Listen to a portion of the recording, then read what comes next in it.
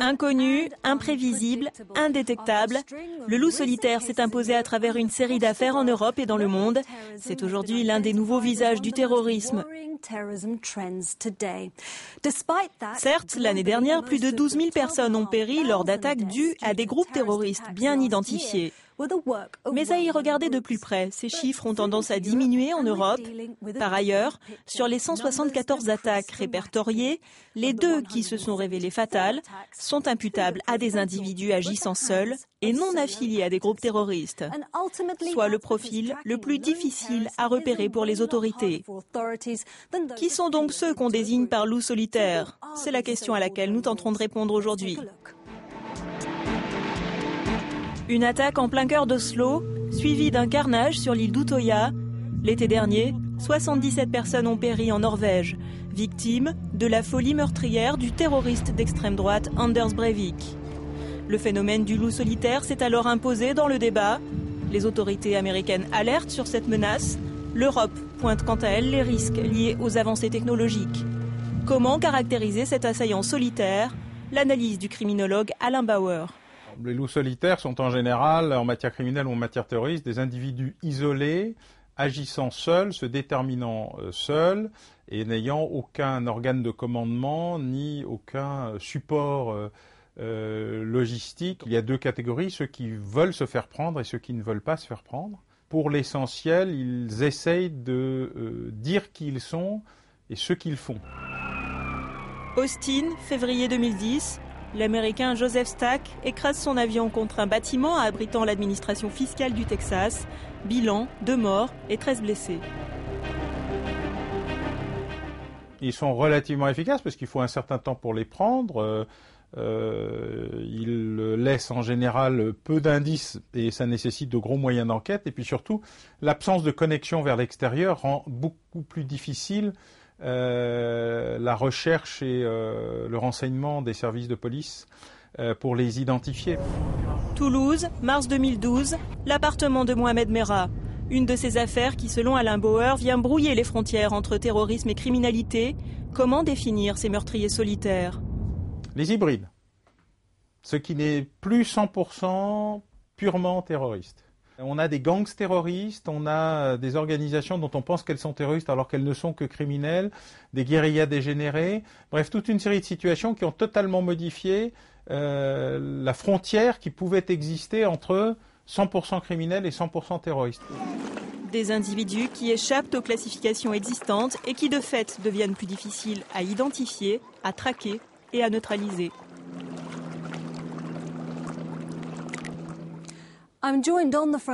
Pour évoquer cette menace terroriste du loup solitaire, 2 invités. Claude Moniquet, ancien espion français, aujourd'hui à la tête du Centre européen pour le renseignement stratégique et la sécurité, et le docteur Guido Steinberg, ancien conseiller à la chancellerie allemande et spécialiste du terrorisme et de l'islamisme à l'Institut allemand pour les affaires internationales et de sécurité. Commençons avec vous, Claude. Comme nous l'avons entendu dans le reportage, certains loups solitaires ne sont ni à 100% des terroristes, ni à 100% des criminels. A-t-on affaire à de nouveaux cas de figure du terrorisme? Ce qui est vraiment nouveau, c'est que le nombre de cas impliquant ce type de profil augmente.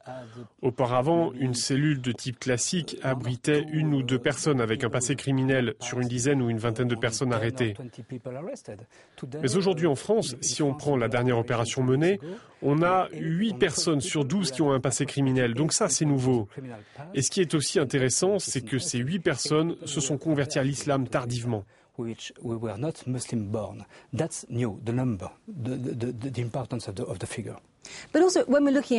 Si on regarde les chiffres, Anders Breivik n'était pas islamiste et il est responsable de 77 des 79 crimes exécutés en 2011. En quoi diffère-t-il des autres loups solitaires? Eh bien, il a réussi son coup. Je crois que c'est la principale différence avec d'autres affaires similaires. Cette tendance a émergé en Europe en 2005, mais au début, la plupart des instigateurs échouaient, car on ne peut pas vraiment apprendre à fabriquer une bombe sur Internet. Et c'est pourquoi Anders Breivik, selon moi, est si important. Il a été plus efficace qu'Al-Qaïda et que toutes ces tentatives d'attaque ou d'attentats en Europe ces dernières années.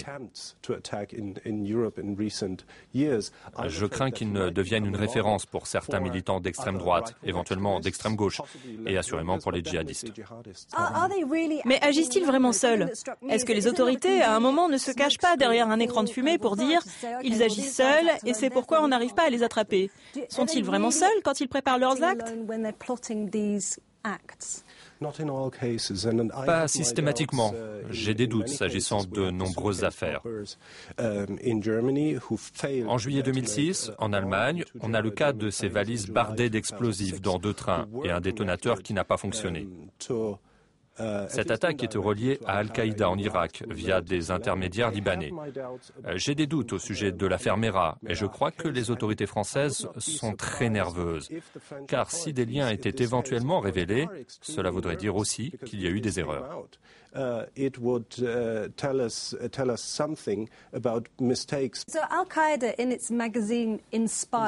Al-Qaïda a lancé des appels à ses militants, les incitant à agir en loup solitaire. Mais est-ce par désespoir, car nombre de leurs opérations sont désormais démantelées et qu'ils se sentent sous pression, ou bien est-ce une bonne stratégie?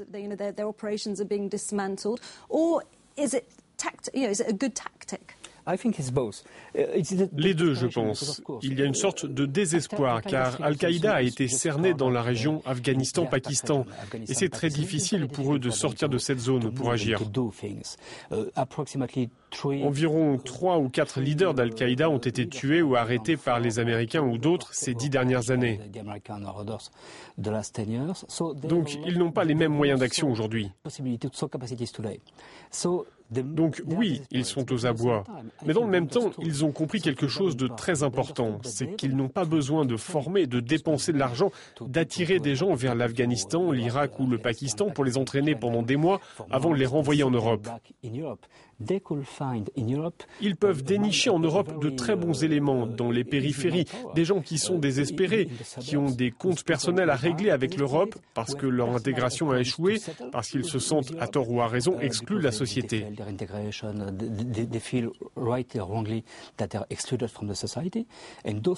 Et ces gens, avec un petit coup de pouce, peuvent passer à l'action.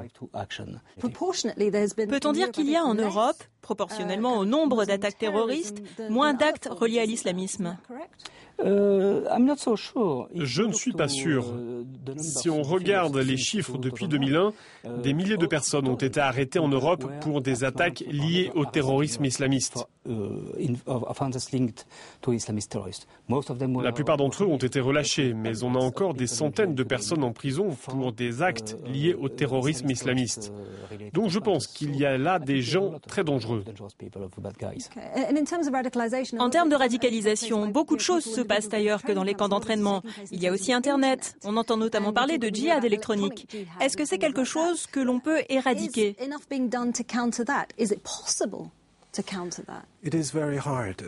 C'est très difficile, mais je pense que c'est une question cruciale, car quand on parle du phénomène de loup solitaire, c'est à relier à Internet. Sinon, comment pourrait-on accéder à ces idées? Dans la plupart des cas qu'on connaît, où les gens ont agi indépendamment ou relativement indépendamment d'une grande organisation, Internet a joué un rôle prépondérant, et notamment à travers les vidéos diffusées. Par exemple, le Kosovar allemand qui a tué 2 soldats américains à l'aéroport de Francfort en mars 2011 s'était radicalisé via Internet. Et il n'y a rien qu'on puisse faire pour éradiquer cette diffusion d'informations sur le net.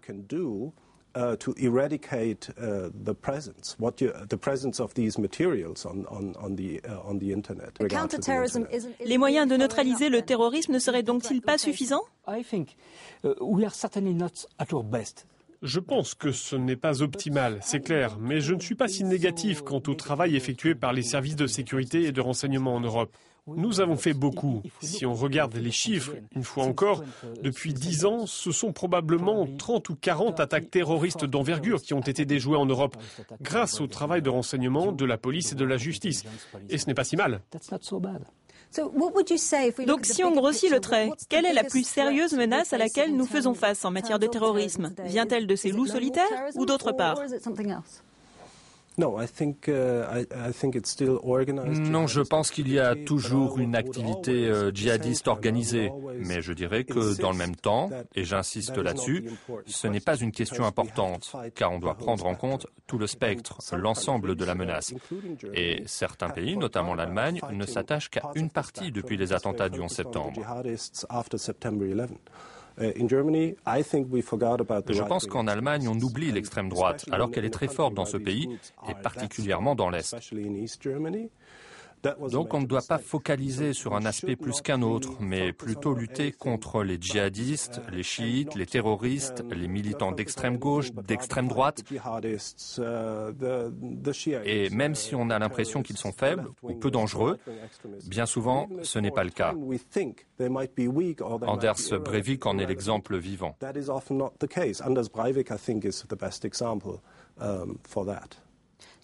Mais une fois encore, après le 11 septembre, les attentats de Madrid, de Londres, n'y a-t-il pas d'attaque d'envergure à craindre aujourd'hui ?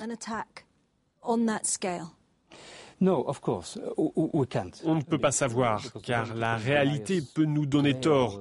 Mais je pense que ce genre d'attaques, comme le 11 septembre, Madrid ou Londres, sont assez peu probables en Europe. Possibles, mais peu probables. Messieurs, merci beaucoup. Alors que le sujet de cette émission était le thème du loup solitaire terroriste, on ne peut pas exclure, comme on vient de l'entendre, la possibilité d'une attaque d'envergure en Europe. Mais notre continent jusque-là a plutôt été épargné, eu égard aux nombreuses attaques terroristes qui, en Afghanistan, au Pakistan et en Irak, ont fait plus de 8500 morts l'année dernière. Terminons toutefois sur une note légèrement plus positive. Les attaques terroristes ont globalement chuté de 12%. Ainsi s'achève On the Frontline. Restez connectés sur nos médias sociaux. Nous attendons vos réactions et vos commentaires.